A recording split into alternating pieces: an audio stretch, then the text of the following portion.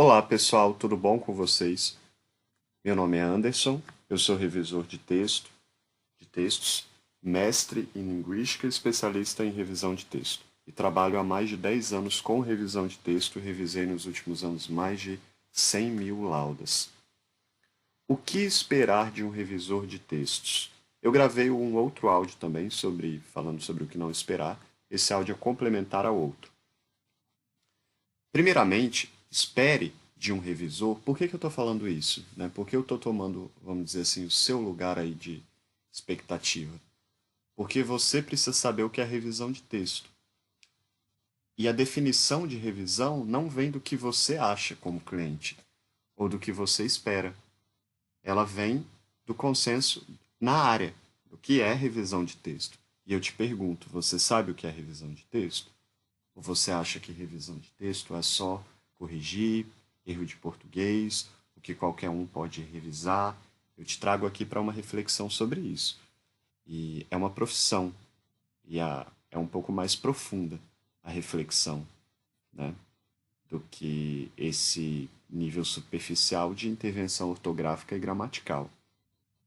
Você pode ouvir aqui outros áudios no meu canal, também tem um site que eu esclareço o que é revisão por meio de vários artigos. Vou inclusive deixar o link aqui embaixo do vídeo para que você leia os meus artigos se você tiver interesse. Espere de um revisor o que foi acordado com o revisor. Então espere de revisão, do serviço de revisão, leia a proposta do revisor e espere o que ele se propõe a fazer. E não o que você acha que é revisão de texto. Às vezes você pode ter uma visão equivocada sobre o serviço, ou em desacordo com o que o revisor oferece. E se você não ler a proposta ou não interagir, buscar saber, afinal você é autor do texto, o que ele fará no seu texto, isso é um problema.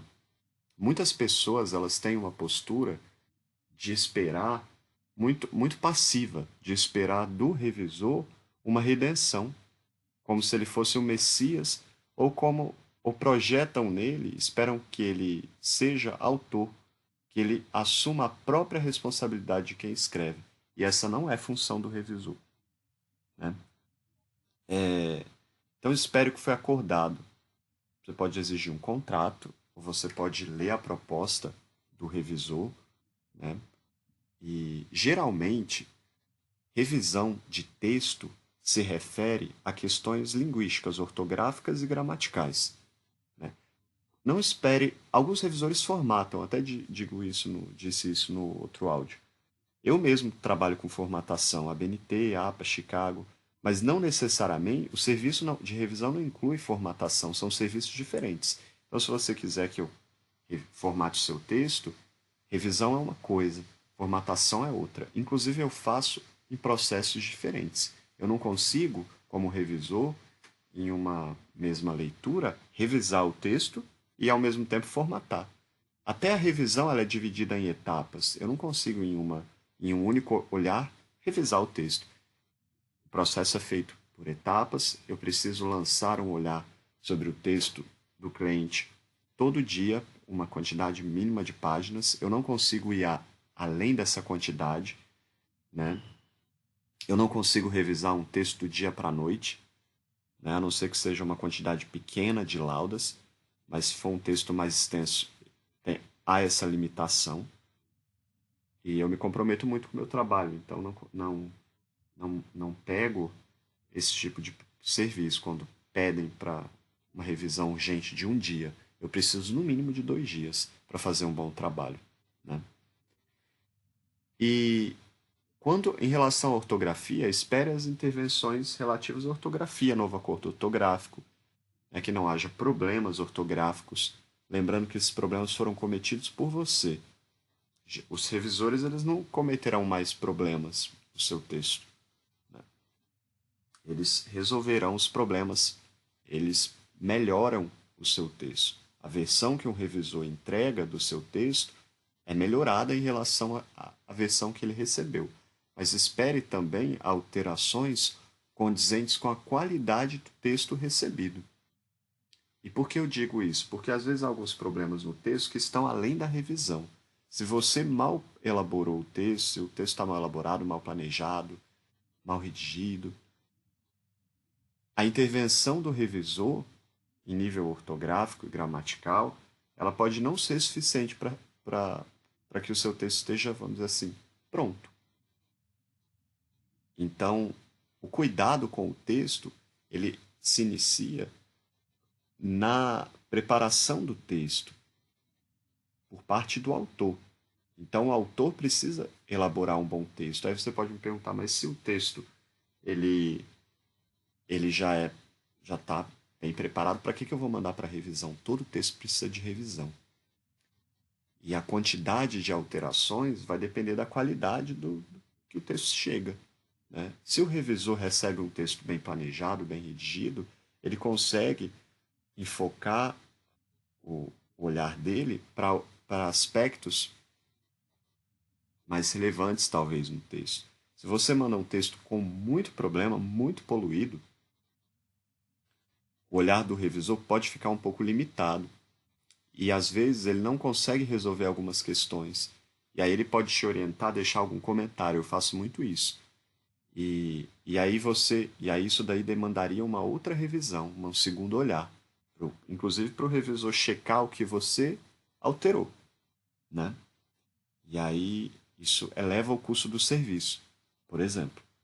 Né? Então espere intervenções ortográficas, o que foi acordado basicamente, mas em geral intervenções ortográficas relativas ao novo acordo ortográfico, gramaticais, ou seja, concordância verbal, regência verbal, adequação verbal, mas isso também depende do texto recebido, né? A linguagem do texto. Às vezes, em caso de textos literários, né, há algumas questões que não devem ser alteradas, gramaticais, pelo revisor. Né? Isso tudo precisa ser negociado e acordado. Né? O revisor ele precisa verificar o estilo da linguagem. Há revisores que não interferem em estilo. Alguns revisores podem tentar uniformizar o estilo do texto para que haja uma harmonia maior. Isso é natural que ocorra no texto, pelo próprio autor. Que haja, que haja muita alteração de estilo ao longo do texto.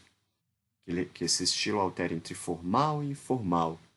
E aí, dependendo do gênero textual e do público-alvo a qual o texto se refere, o revisor ele pode uniformizar essa linguagem.